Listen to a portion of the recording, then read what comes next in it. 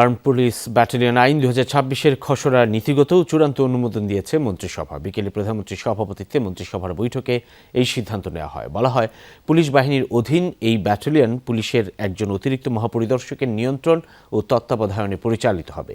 ব্যাটালিয়নকে জননিরাপত্তা রক্ষা, ভিআইপি ব্যক্তিবর্গের নিরাপত্তা, সরকার ঘোষিত স্থাপনাসমূহের নিরাপত্তা, সন্ত্রাস, মাদক, মানব পাচার, ধর্ষণ এবং মানবতা বিরোধী কাজে জড়িতদের বিরুদ্ধে ব্যবস্থা গ্রহণ করতে হবে এবং অন্যান্য আইনশৃঙ্খলা বাহিনীকে সহায়তার দায়িত্ব প্রদান করা হয়েছে। ফৌজদারি কার্যবিধি ও প্রচলিত অন্যান্য আইন প্রতিপালন সাপেক্ষে ইউনিটের সদস্যদের ফৌজদারি অপরাধ তদন্ত ও কার্যক্রম পরিচালনার ক্ষমতা প্রদানের প্রস্তাবও করা হয়েছে এই খসড়া আইনে।